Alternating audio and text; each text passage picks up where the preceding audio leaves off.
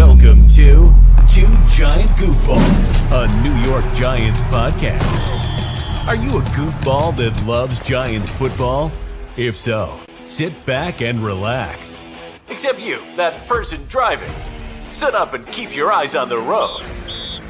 Your ears, though, can still listen as we talk about the team that both excites and frustrates us so much. And now, here are your goofball hosts, Drew and Rob. Welcome, fellow goofballs, to Two Giant Goofballs, a New York Giants podcast. I am Drew, joined as always by... me, Rob, to wrap up the draft. So, Rob, before we begin, I have a quick question for you. Did you just escape from prison? Are you going hunting? Or have you perhaps been working as part of a construction crew at roadwork? Column A, column B, a little bit of C. So, yeah, guys, the draft is finally over. Oh, my God, it's finally over. It feels 16 hours later. Oh, my. Well, Listen, 13 guys, and a half hours later.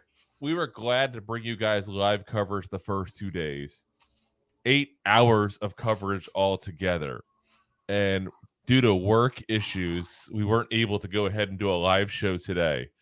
And whew, those who did, congrats. 7 hours today of drafting. That's a lot of drafting. Is insanity. Seriously. Whew, that's a warrior anyway who did a show here today during this whole thing here. Before we begin going over all the information of the day, though, of course, we have to go ahead and mention our sponsor. We are presented again by Manscaped. Oh, yes. Remember, guys, summertime is coming. What happens when summertime happens? The temperatures go up, the moisture comes down, and you get a little bit more freedom. Issues. Plus, the women like it. The women do. And listen, speaking of women liking it, women can use it as well. They may call it Manscaped, but listen, women-scaping is also a thing. This has got skin-protecting technology. It's got the flashlight so you can see in places that are hard to get to, that are hard to see. You can't spell woman without man. It's not woman. It's whoa, man.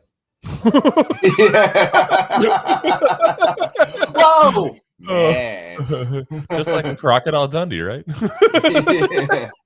So again, guys, as we've been letting you guys know, Manscaped, you just got that one, didn't you? No, I just had the image. Crikey. So, guys, again, you save 20% off, plus you get free shipping on any purchase here at manscaped.com with the promo code GOOFBALLS. So, as always, we're two goofballs talking footballs and shaped balls. It's just balls, balls, and more balls here. All balls. Listen, your weed whacker is not only for this big schnoz here. Look at this thing. It's all up in there. It also works for ears.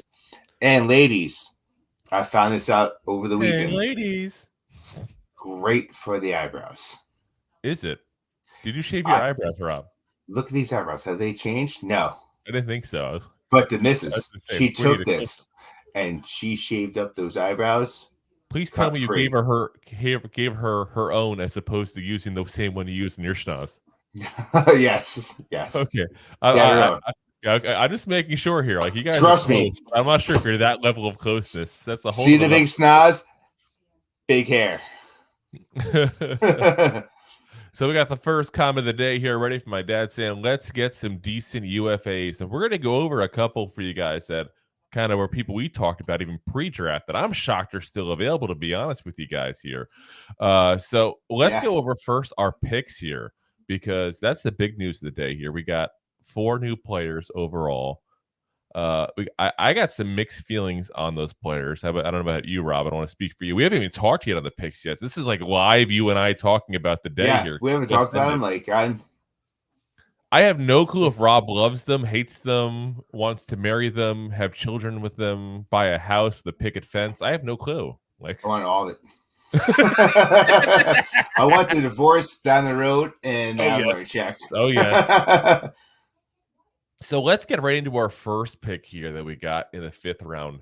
Eric Gray, running back at the Oklahoma Sooners. So before going there, he spent a little bit of time in Tennessee with a lot of the guys. So listen, Jalen Hyatt probably has a relationship with this guy, so at least we can get one good thing of our rookies here. He started over at Oklahoma starting in 2021, was actually the backup the first year over there, and was the starter this year. Honestly, it's not a pick I like overall because I think that they were better players. I would have taken Hodges Tomlinson in a freaking heartbeat being available in the 5th round. I thought he had a 3rd round grade all day long.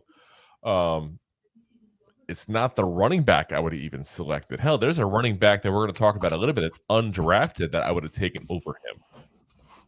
So I'm hoping they know what they're doing. I'm going to trust. I was going to say, trust the system. It worked for us last year. It's a backup running back. I mean, it's really hard to mess that up. I mean, you also have to look at the players that they've drafted, the players they picked up, and the schemes they ran at last year. So if history tells us anything, this guy will tear his ACL by week 3. Oh, jeez. I'm just saying, like, can we really listen? I'm all for trusting the new regime. I'm a huge fan of the new regime. Like, listen, I feel like we have a professional team again. Yes. But am I going to sit there and blindly trust the regime that had only one player last year from the rookie class actually play the whole year? I mean, that's not the drafting issue. That's a health and injury issue. And you drafted them. Okay, you drafted them. Your medical team looked at them. I'm sorry. At some point, that has to go back on the Giants. Okay, but it's at the same time, if your players are healthy and they're all getting ACL injuries, is that a draft issue or is that a turf issue? I'm just saying. 1 or 2 something else going on issue. You can't blame it all on the draft. 1 or 2 is bad luck. We had all but 1 last year. That's a pattern. Okay.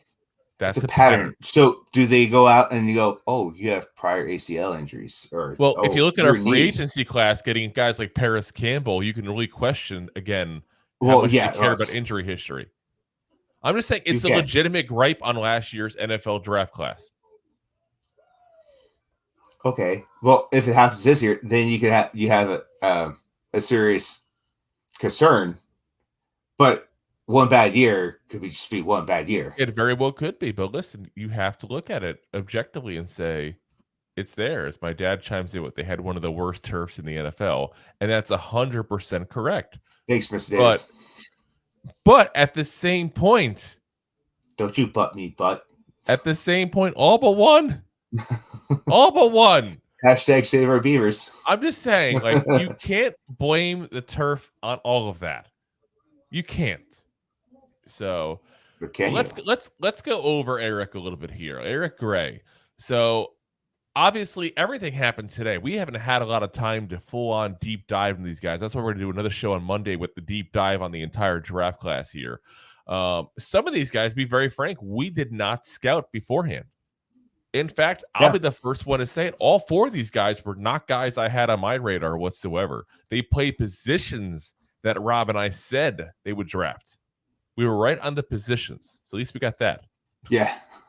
It's funny because as the draft was going live and we were not consistently watching the draft live, we were texting each other.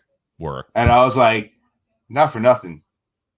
We named all the positions almost at the rank where they drafted these positions. Yep. We said they would get a backup running back in this draft. We said they would probably get a second corner in this draft. We said they would probably pick up a defensive lineman for depth in this draft, and they'd probably pick a safety. The only thing we got wrong was we did say backup quarterback that they can groom to be the actual backup next year, but we had no way of knowing they were going to trade away 3 picks. But at the same time, we had an idea that they're going to trade away. We said they would trade a little bit. We did say that. We did say he would move up and down as he need be. We said move up specifically even in the 2nd round. We were wrong on that one a little bit there, but it moved up in the 3rd round. It was close. Yeah. So let's get into Eric here. So like I said, because we don't have our own stuff, I'm going to give a little credit to whoever I'm getting my information from because I don't want to be that guy to steal stuff and claims it's my own. So I mean, I got to hear from CBS that he's a versatile weapon at run back. He's deceptive He's got quickness, moves impressive, and is with his speed, hard distributed and hard to disrupt equilibrium. Nice time to get depth behind Barkley from CBS Sports. Yep. So Giraffe Network had their profile. They said elusive, agile, and competitive running style, receiving skill set, creative in space. Their reasons for concern was power and contact balance, pass protection issues, and does not have necessarily the elite top gear. So he's not the home run threat guy. So he's 5'9.5", 207 pounds. When I look at him, I look at one of the things that you and I talked about multiple times during the season. Who was our short yardage back all year long? Daniel Jones. Daniel Jones. Your quarterback should not be your short yardage back. You did not pay him now $40 million a year on average to do 4th and 1, 3rd and 1. That's where quarterbacks get hurt. Yes. So, yeah, we got to look at this as I think this was their solution to it. So the tape I was able to watch of him, because obviously he was the first guy we picked, and I got a little chance to watch a little bit of the tape in between picks here on him. He's a guy that has good vision, sees the hole, takes the hole, doesn't get much yards after contact, is not going to break one for a touchdown typically. But if you need a guy to pick up a couple yards, he'll find that hole, and he has that kind of vision to do that. He's not the dance around like we've complained about Barkley before. I think that's why they got him. He's more closely kind of like Beretta and a Brightwell hybrid. I thought we were talking tight ends for a second with your hand motions. I got really excited. But at the end of the day, like the little bit that I saw him, because we didn't have much time, like we just alluded to, he's really fast. He's not big. Yep. He's probably going to be used on special teams. I wouldn't be surprised. Special team returning actually goes. Yeah, I was about to say I could see him being like our return, like punter. Yep. And Draft Network had him listed as a complimentary number 2 back, which is what, again, guys, we talked about at the quarterback position. We talked about how the fact that at the quarterback position, Tyrod Taylor had 1 year left in his contract. Well, Matt Brady is also 1 year left in his contract. It's a 1-year deal. We signed with him twice now. So we're not married to this guy long term. I think that's what the plan is. I guess the big question is, what does this mean with Gary Brightwell? Is he the new Brightwell? Because you're not going to keep 4 running backs there like that on the active roster. So you got to wonder, do they try to stash Gary Brightwell in the practice squad? Because let's be honest, he played well for us in the limited time he had last year. But he's not somebody the teams are like, oh, God, thank God. Gary Brightwell is available. We got the missing piece to the championship puzzle here, guys. Gary Brightwell. Gary Brightwell is bright, but not well. I mean, if Gary Busey went on the waiver wire, he'd be picked up in a heartbeat. But Gary Brightwell, I'm not so sure. As Deb also asked, what do you think of Matt Brady? I'll let you take that one, Rob. I like the guy. He's a veteran. But he's not the answer. He's your solid, number 2 running back. And guess what? We just drafted his replacement. So he's going to be the guy that's probably going to coach up Gray over here to take his job. And, Brett is probably going to see himself as a Raider or a Saint soon enough. Yeah. No, and he's going to, like I said, I think it's 1 more year for him. Bring this guy along, see what happens, and let's see what goes on there. But, I mean, it all depends also how Eric plays when he gets into a chance. And I think we'll know pretty early on how good or bad he's going to be, because Saquon, I do not expect, obviously, to see any preseason. He's not going to see it. He's even if he signs, we're probably not going to really see him much. Are you really going to put Matt Brady in? He's a veteran. He doesn't need the time. I think you're going to see a big amount of Eric Gray and Gary Brightwell. And I think the 2 of them are going to be our main preseason back. So it gives us a chance pretty early on to see what he can do in the NFL, maybe not against the best competition because it's still preseason, but you're going to know at least by that if he's got some ability or if he's just was a bad pick, which I'm a little bit worried on him, to be honest. A little bit worried because this is a guy that I did not see, as a guy that we would pick. I'll give you this. Draft Network had a 4th round value on him.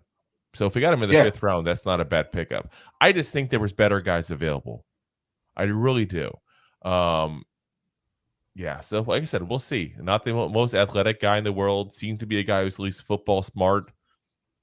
So time will tell. We'll do our deep dive, obviously, and we'll have more information on him tomorrow. All righty. Yeah. On to our 6th round pick. What did we say? We're going to pick up a second cornerback. We said we get a second corner. Trey Hawkins III, Esquire. Old Dominion. We're adding the Esquire. Esquire. He's from the country music group Old Dominion. No, he's an Old Dominion. So I found that PFN had a nice of a write up on him. Not much, guys. Like I'm telling you, the late round guys that we got, there was not much on at all. They listed this. They said nice size corner off a disappointing season. Now that's bad when your strengths are disappointing season. If that's the first sentence in your strengths category, that's an issue. Aggressive, stays with assignments, and gives a lot of effort defending on. Quick, flipping his hips and transition, fluid, moving around the field, and has the ball out of his plan. Effective facing the action and quickly locates the ball or action. Now, as far as his weaknesses, he said must improve his back pedal, lacks deep speed, didn't show much improvement last year. They really didn't like his last year. So they mentioned it twice now. They said, his last year he had level length and had shown solid ball skills. I mean, we want to talk about his last year. He had 60. He had 60 tackles and he had 60 tackles and 2 interceptions. Yeah, delay. So we got a delay of game, penalty on the field.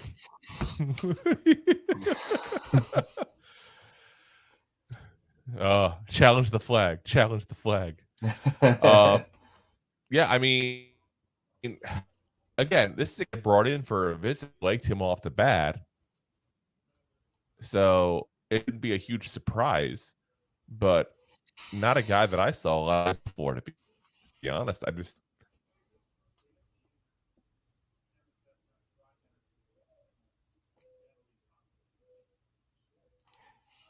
You there, Rob? Did I lose you? Yeah, a little bit. Delay. I didn't really hear what you had there, but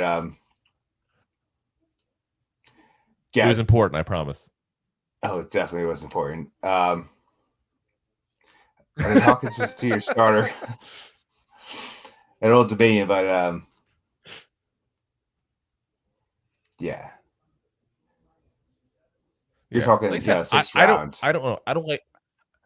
Again, I don't like the pick, but I don't. Here's what's killing me about this overall. Okay, what I don't like about the pick is the fact that, let me go back to the 5th round here real quick. Okay, when we went ahead and we got, picked up a running back that, again, I think was drafted early. We still had on the board at that point there. Let's see here. We got. I gotta pull up my list here of everybody that was drafted in the day here and see who we had, but it's a long list here, guys. All right, so let's look at some of the picks that went after. Warren McClendon Jr., who was an offensive tackle we could have taken. Let me see in the 6th round, because there was a couple of corners in the 6th round too that were taken that I would have taken over this guy here. So Travarius Hodgins Tomlinson, we talked about him. He went in the 5th pick in the 6th round. Here's a good one for you. J.L. Skinner, the safety, if you wanted to really boost up the secondary, at a Boise State, went number 6 in the 6th round there.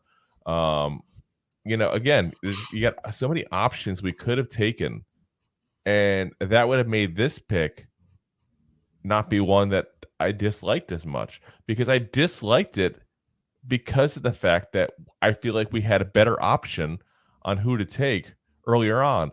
Kytrell Clark out of Louisville, he was available when we picked in the 5th round. Like I said, there was guys that we could have taken, and I don't know. I don't like the move, and I don't want to be the negative guy, because these guys have more information than we do. Because listen, I'm going to put 100%. this comment up, and I'm going to agree with her, even though she's talking, like, calm down, basically, to us. Says, do you think you guys know more than the people in the front office? I don't think so. And I've been watching football for 50 some years. I let the front office guys do their job and see how it plays out. Listen, and that's why it's instant reaction. These guys have information that we don't have. I'm saying it point blank. They have more information than we have. Also, in hindsight, how many times the fans, not just point you out, but how many times the fans have been out there, they're like, oh, they know what they're doing. And then next year, what the heck were they thinking when they drafted this bum? Exactly. How many times do we say with Gettleman? How many times do we say with Jerry Reese? Yeah. So we're those people right now, just ahead of the schedule. Yep. If you will, like, we're just giving critiques out there of what we've seen through college. Granted, like, we're not the scouts to go out there and watch them play every snap of every game to see how they play. We're just looking at highlights and footages of, these guys playing through the game. And, like, we're looking at the draft picks of other people that we did the same thing with. And we think, there could have been some better picks. Like, us picking up the safety in the 5th round might have been a better option. Exactly. And it's not like we're guys that did no research, obviously, as well. We spent a lot of time researching on our own. Again, not as much, obviously, as Shane and his crew have. I'm not trying to see otherwise. But, yeah, there's issues, like, I think, with some of the moves I'm seeing. And I don't like some of the moves I saw today. I was very happy yesterday. I was freaking ecstatic. Like I said, I gave us an A- through the first 2 days. Like, I think Banks, he was probably the worst pick of the 3 picks that we had, the best player available to us of what I thought. Not saying Banks is a bad player, because I think Banks could actually operate in our system very well. I was very high on Cam Smith. Yeah. Like I said, I'm just trying to say, when we talk about this, it's not that we're sitting there bashing that we dislike the GM or anything like that. I just think that there's some moves I didn't like. That's all. I could be right. They could be right. You could be right. Who knows? We all could be right. Well, and also the same thing. Listen, everyone loved Titanic when it came out, right? But Siskel and Ebert gave it a 1 thumbs up. That's what we're doing. We're critiques. So I was reading an article from an ex-GM. He said there's like a 31% chance that the first round you actually get a first round pick. Everyone thinks because you're picking, you should get it right. It's a very low percentage. Oh, listen, 100%. 100%. That's what the Rams have been doing for years. They've been basically trading away their draft picks because there's a percentage game. And their mindset was they were trying to win a championship, which luckily for them they did, because that was the route they were going. And they'd rather trade for people they knew were guaranteed players that were legit, that could play, and they didn't have to worry about, how will they translate to the NFL. Yes. But like I said, I think it's fair to have concerns sometimes in some of the players, as long as it's done in a respectful way when it's a GM or coach you like, unless it turns into a Gettleman situation, which hopefully we never deal again with in our lifetime. Like I said, I had the same questions last year. Like DJ Davidson, here's another good pick that I did to point out. I thought that was a bad pick. I did. I watched him for a year in the times he was able to play, and I still think that's a bad pick. There's just bad moves sometimes made. No one's perfect. So, like I said, I just don't want people thinking that we're like bashing or we're hating Shane. That's not it at all. I just don't like some of the picks. I just don't like some of the picks. Shane, we trust. I just don't like the picks today. I'll say that point blank. All 4 of them, I'm like, huh? A little bit, yeah. Yeah, Deb says it'll never be as bad as 1999 when Dick could trade all of his picks first and second of the following year for Ricky Williams. I will never forget that. I don't think any of us will, especially because he came out, remember, with the wig and everything? Like, yeah, Mike Dick is a maniac. Mike Dick is an absolute Big maniac. dick or little dick? Oh, yeah. So, all right, we'll do a deep dive on Hawkins for you guys. Like I said, it's not that I dislike him. I don't dislike him here. My dislike for him is the fact that we could have got someone better in the previous round, but we wasted it, in my mind, on a running back when there was better options further on down. That's my issue with the pick more than anything else. So, all righty. First 7th round pick of the day. Jordan Riley, who SI listed as an edge, but definitely a 3-4 D line, like a D tackle kind of guy at Oregon. So 6'4.5", 340 pounds. Pretty big. He's also going to be turning 25 in a couple of weeks. So he's one of those super seniors that's been playing since 1987 in college somehow. He's a transfer from Nebraska. He also spent a year at Garden City Community College before that as well. So yeah, he finishes here with 26 tackles, 2 sacks, 3.5 tackles for losses when he was over at Garden City. The Nebraska last season, previous season to this, he saw 10 games, 7 tackles, 1 tackle for loss. Was part of the academic all Big Ten team and intelligence there. From what I hear, he's a guy that basically he's basically a guy who I think basically a member of the Oregon Ducks who never quite made it because he didn't spend enough time there. He had a pretty good combine, and that's where he all of a sudden he popped up on people's rosters. Because they were like, hold on a second. Maybe this guy can play because they saw some ability there. A lot of people thought he'd be an undrafted guy that would have to try to make it through camp. And we got him in the mid 7th round. So that's not that much different than an undrafted guy. It's not that far off. Yeah, it's not far off. Yeah. I want you guys to answer me a question so you know who's going to make it and who's not going to make it. My niece's husband for the Giants at right tackle, he drafted in the 4th round. He's been in the league going on 9 years. Nobody expected him to last more than 2 years. So how do you know? You don't know.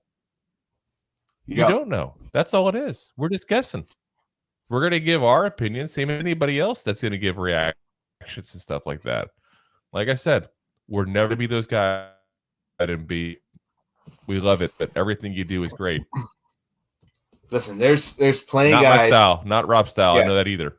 Yeah, but like I said, there's plenty of guys that come into this draft, or not this draft, but overall drafts, that they say, "Oh, this guy's going to be a stud. He's going to be a stud," and in 3 years, he's out of the NFL and he's playing in arena football. And there's plenty of guys that come in the 6th round, 5th round, and they wind up staying in the NFL for 10, 12 years, making a long career and doing well for themselves. That's like, and every one of those persons that made it to the NFL, they got critiqued. And that's what we're doing right now. So you don't know the solid answer, but we're just trying to give our best assumption what they're going to do in the NFL from what they did in college and how it's going to transfer to the NFL. Exactly. Because you can be a stud in college and not be a stud in the NFL. But if you're a guy that do your job in the college and do a great job in college, you go to NFL and have a great career. Now, I got to ask a question real quick, Beef, because she put this in the comment here. My niece's husband plays for the Giants at right guard. Is it Evan Neal? Is your niece's husband Mark Lewinsky? I'm curious. Who's the? I know he was a 4th round pick. So I'm wondering now, Beef, is your niece's husband Mark Lewinsky? I'm curious. I'm curious now. So, can we get an autograph? Can you send it to 2 Giant Goofballs? Seriously, like I said, listen. If you send it to us, all right, it'll go right here. This plain white wall. Like I said, I'm just curious. All right, let's get back to the pick though. So, like I said, I think that's what we're looking at with Jordan Riley. They saw something in the pro day at Oregon. They liked. Obviously, we know the Giants were all over the place during all the pro days, and you know, way, it was a. Do you see Mace's It was the tweet? case. What? About, you see Mace's tweet? No, I missed about. It. He sent out a tweet about Dable about loving his head coach because in live TV he just took his face like.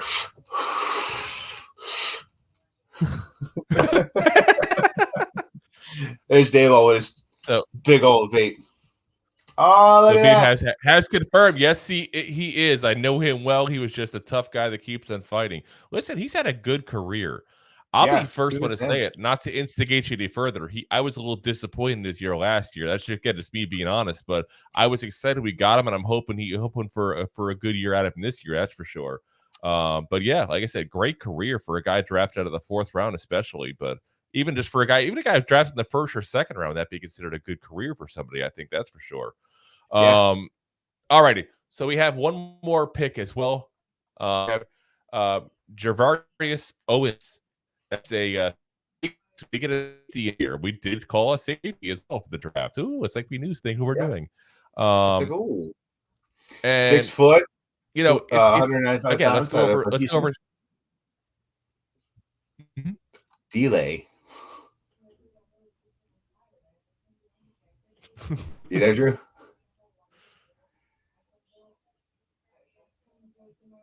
Yes. All right. I'm here. All right, here we go. I said he's from Houston, 6 foot, 195 pounds.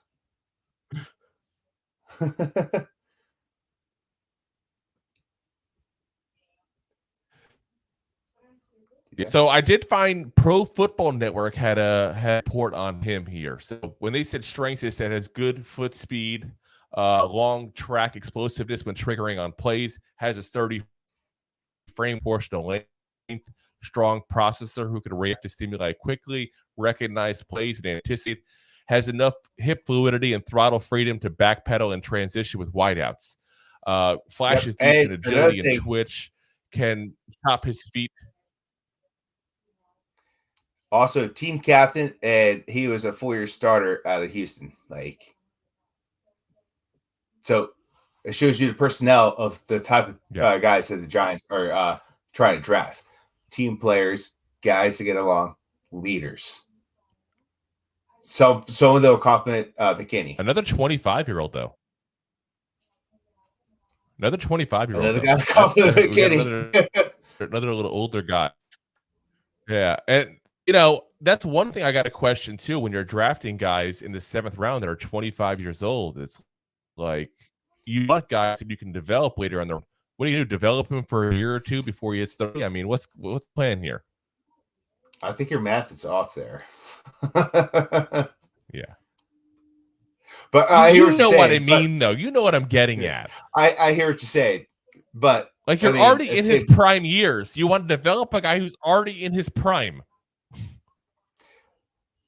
But modern sports science, man, these guys are going to play longer. They're not as big. These guys aren't as big. They're shifty. They're fast, and they're going to play longer than old school guys. As Connor chimes in with Drew Scott cable signal, I do. I'm serious. When I'm done here, I'm going to call and see. The jersey is going to be freaking released on my cable company when I get back when this is done. I'm not even kidding you, because seriously, I have the Florida. It's not ball left, it's not like I live in the middle of nowhere, at all.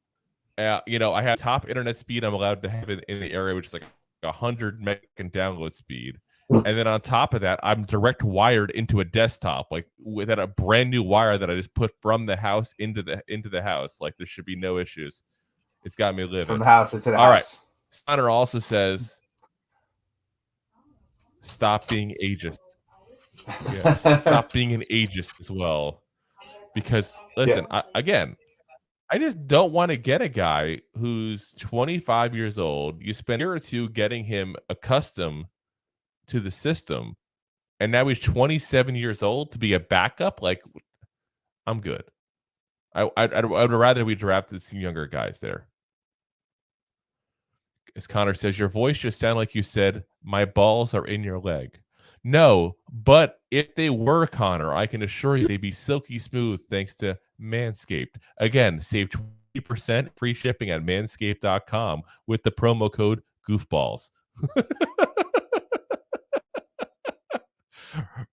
Rob, you're on mute, by the way. It's all right. I'm sitting here laughing at you. So, yeah.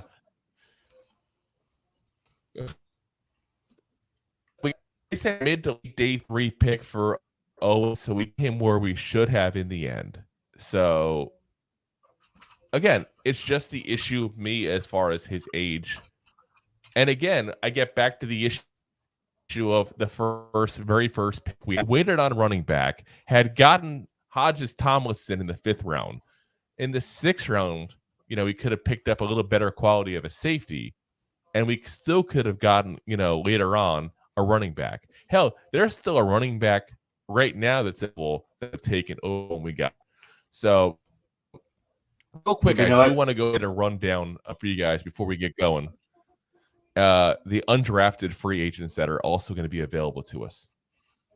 So, the one position we said we think we'd get and we didn't get, backup quarterback, someone to groom to be the backup going forward, spend 1 year as a third QB for us there.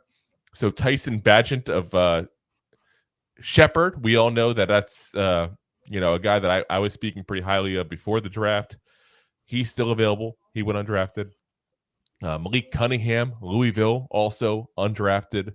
These are guys that I think are, mobile, shifty kind of quarterbacks that I think would work well as a backup in our system overall. Running back wise, Sean Tucker of Syracuse, still available. So I know he's got a little bit of an injury history here, but I think it's still a guy that I think I would take a look at and try to bring in potentially to camp. Raheem Jarrett out of Maryland, wide receiver. We talked about him in our wide receiver episode. He was one of our top 20 wide receivers. He's still available. How many times we have injuries to the wide receiver room? We need to make he still could be a Giant because look at our depth chart of the Giants. Connor strikes in with Roberto. Do you work at Orange Julius? But again, how many issues we have at wide receiver last year? How many injuries did we have? I'm hoping that somebody with the Giants organization is on the phone with his agent right now immediately. Oh, you're going to Mets logo. He's going to Mets logo. That's what's going on there. He's trying to hide he didn't want to upset any Yankee fans in the room. Listen, we're the team pride. It's okay. Emil Ekiyor Jr., Alabama guard, also not drafted, a guy that I definitely thought would be drafted. Alex Forsythe out of Oregon, center, undrafted. Here's my biggest surprise. Andre Carter II, edge. Why not junior? I don't know. That's what they said. Edge out of Army. It sounds fancier. I don't know what to tell you. Were they worried about him getting drafted? He might be the 4th round pick, we said. Yeah, that was undrafted. I was high on this guy. I liked him. You know what? And he had a much better, year in 21 than he had in 22. And I wonder if maybe that scares some people. But listen, he had a better year in 21 than most people have ever had in college. Go for it. Take the option at him at that point. Especially in the late round. That's the guy you take a chance on. That's who I was hoping we would draft with our last pick, honestly. Yeah. Or the other option was this guy, linebacker Ivan Pace Jr. out of Cincinnati, who also went a little undersized, but a guy that with the 6th, 7th pick would have been a steal for somebody. I'm shocked it didn't happen. Little Beefcake 3000, man. He would have been right on par. Now that's a position really we need to be working on in as far as undrafted free agents, because our linebacking core, besides Okereke, is not good. We don't know if Nope. Beaver's going to come back from his ACL, how he's going to come back. Beyond that, Beavers. where are we looking at here? Yeah, listen. Not a single person I really want to see on the field that we've seen. Yeah. So here's a good one for you at linebacker as well. Shaka Hayward at a Duke. A guy that we thought would go probably, fifth, sixth round, maybe get, fall back to the seventh. I never thought he'd go undrafted. And what do the Giants love players from? Duke. We have more Duke players than the rest of the NFL combined. Probably. We really do. Corners. I know we got 2 corners, but this is part of why I get upset too about some of the picks we made. So corners available still undrafted. Eli Ricks out of Alabama. Not the best fit for us, I thought, in our scheme. We talked about him. But he's a good corner overall, that even if he's not the best scheme fit for us, I take a guy with more talent that's not the scheme fit over a guy who's a scheme fit with less talent. Yeah, because you could teach the scheme. It's also, you work around the talent. You want talented people. Just bring me all the damn talented people you can get your hands on. I will figure it out. You can figure it out. Once you get the talent in it, you can figure it out. Exactly. And I have all the faith in the world that Wink would have done that. Rajon Wright at Oregon State. We talked about him again in our pre-draft episodes there. His buddy Alex Austin was taken in the very late in the 7th round by the Bills, but Rajon Wright is still available as well. This is a man cover guy that fits what we do. Tiawan Mullen, also, we talked about him out of Indiana. I thought he'd be a 7th round pick. We actually mock drafted him, I think, once or twice on the show.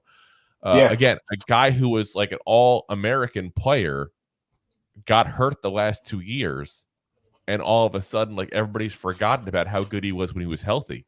This is a guy that if he can get healthy, and it's an if, but again, you take chances on these late-round picks.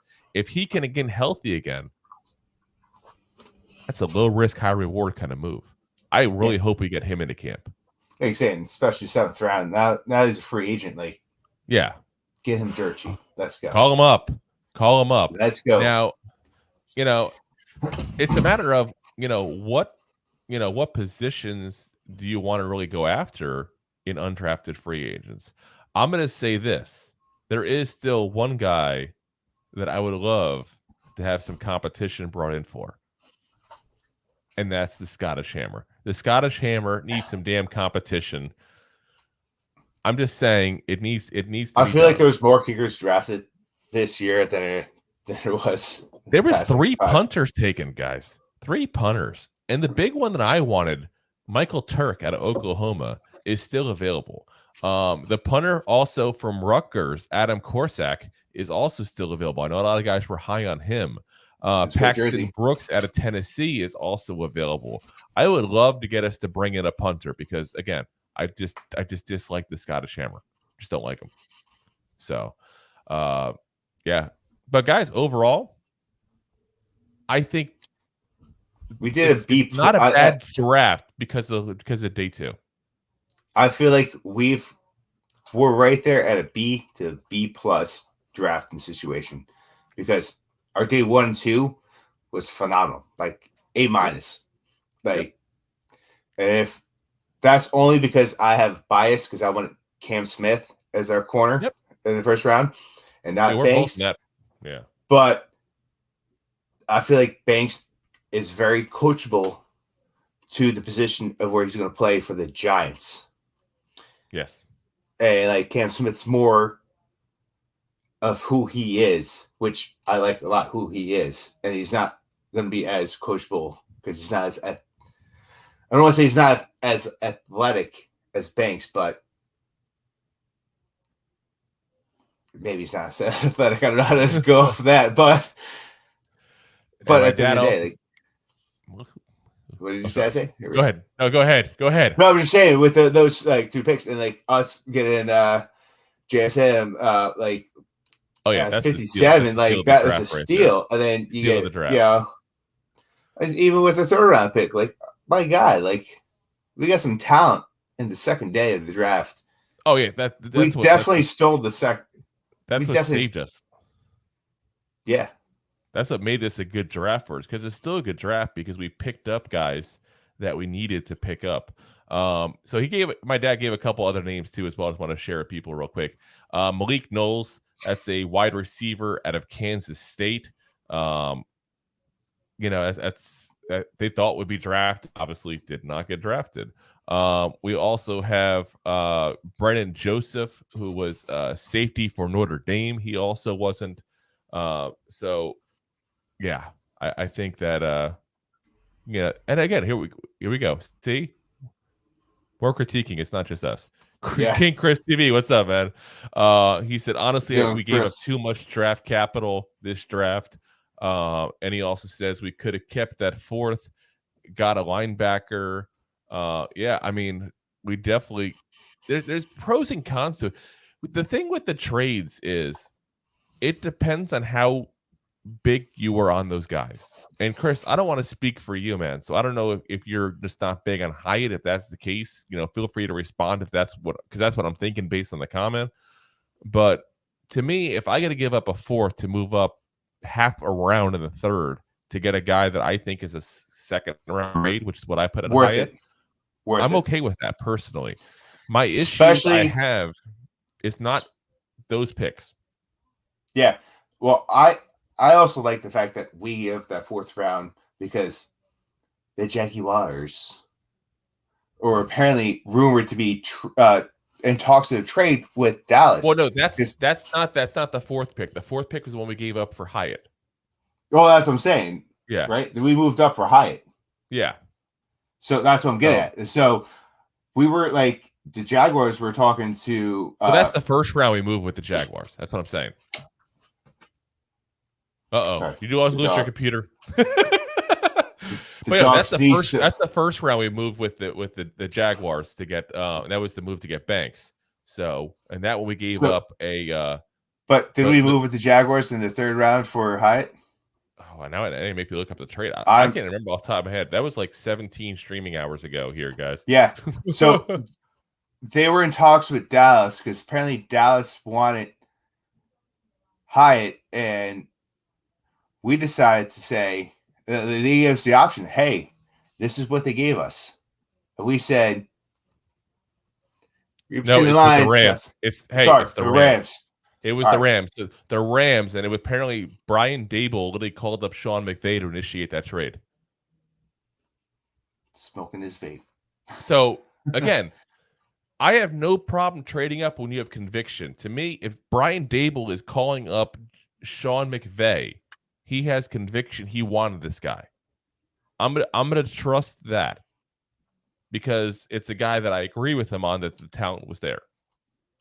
So I'm not upset about the trades because again, we weren't going to have 10 guys make this roster from this draft. No. Well, how many guys were going to cut if we cut? Yeah. I think what really gets to me still is the kid at Oklahoma. Like, we took a running back in the 5th round when we had other needs that we could have addressed that later on. In my own opinion, I think that's what got me. And that was the first pick. That was the first pick, though. So I'm like, the rest of the draft, I'm like, God damn, we could have had this guy instead of that guy. We could have this guy instead of that guy. Again, so it's funny because we jumped the gun on a running back. We talked before, like I wasn't so sold on trying to draft a solid replacement for Barkley or a running back because we have Barkley still. We got Brett. Well, here we go. Chris responds. He says, we kind of already have a Hyatt and Slayton. If we were to trade up for a wide receiver, I would have rather traded for Mingo. I'm going to say this, and no disrespect to Slayton, because I like Slayton. For those of you guys that listen to us on a regular basis know that I have said forever, the bashing of Slayton has to stop for those who do, because basically we put him in a position that we expect more than what his ability is. He was a 5th round pick for a reason, and we're expecting to be a number 1. But I like Hyatt more than Slayton. Now, I could be wrong because we have to actually get him into the NFL and see what he does in the NFL. But I think he has more promise overall. He's a higher ceiling then yeah, I think he's got a higher ceiling than Slayton does. Slayton, we know what he is. He's a guy who's going to get like 700-800 yards, be a deep threat, and drop the ball, unfortunately, occasionally when it matters the most. But you also have to respect him speed for it, because I respect what he does for us. It's just that's what he is.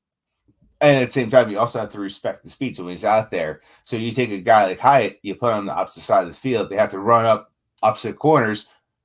It takes away from the deep side of the ball of what we could do in slots or in the run game. Chris also says, yeah, the great pick was kind of weird to me too. Hey, yeah, Chris, by the way, I did spot you, Chris, in the Talking Giants one as well, though. So love it that you're like, that's how you know as a true Giant fan. He's moving around from spot to spot. I was in the Talking Giants there when I had some slow time, actually, when I was waiting for something at work. Connor says, see, Mingo. Mingo. Listen, I think Mingo went higher than he should have personally. So, all right, guys. But we did say we're going to kind of keep this one a little shorter here. So here's what I'm going to do, nice and simple. Appreciate the comments. Appreciate the love that you guys want to get involved in the conversation. Don't take it that way. But here's what I want to do. We're going to table this right now, because we're going to give everybody the chance, not just even me and Rob. I know a lot of you guys, too. You got to do a little homework. If you're like I was before we started this podcast, a lot of homework on the guys we got here today. So Monday night, usual time, we're back to a regular schedule, 9 p.m. We're going to go and discuss the whole draft class from a perspective of having had the chance to do a deep dive on the guys we got today, and also even a deeper dive that we already have done on the first, 2 days worth of picks as well. Because when we went over corners, we had 20 corners we went over. We went over wide receiver. We went over 20 wide receivers. We're going to spend a lot more time talking about 10 interior offensive linemen. So, we have a chance now to pinpoint those guys specifically. So we're going to do that. So, again, that'll be Monday at 9 p.m. Eastern Standard Time there on the usual spots there on YouTube, on Facebook, on Twitter, on Twitch, on LinkedIn, and, of course, afterwards on audio as well. And I got to apologize also to our audio podcast guys as well, because anybody who watches us or listens to us usually on there probably goes, where's all the draft coverage been? Unfortunately, 4-hour podcasts are just hard to post up, to be honest. We get capped on how much we can do. They charge a lot of money for it too. So, so like I said, we just thought nobody would watch a live show once it was over that went 4 hours after long. 4 hours. Yeah, seriously. I and if you wanted to listen, it's on YouTube. You can just pop your phone down when it's playing and watch it afterwards, guys. Or if you're a guy like me that's in the truck all day, just plug it in, listen as you drive. What was that hand motion again, Rob? Oh, you like to see it, would you like to see it up here? Is that a shake weight? So again, guys, like I said, we'll be back with that Wednesday. We're going to go over and do kind of grades overall on the other teams there for you guys as well. It's going to be mainly a focus on the NFC East team, but we'll do a rundown also on all the teams in the league, but we're going to keep that part of it really short, and the focus is going to be on the other three teams in the NFC East, because I know everybody's all kissing Philadelphia's took us here as if they're the greatest thing since sliced bread in the NFL world right now. We're gonna go over that, and they had a good draft, but I think the hype is a little overhyped at that point. I'll put it that way. And plus, we get to laugh at the Commanders.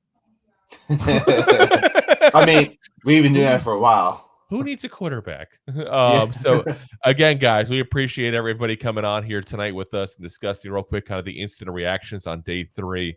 And, again, we'll be back on Monday. Hope to see you guys all then. As always, Giant fans. Go, G-Man!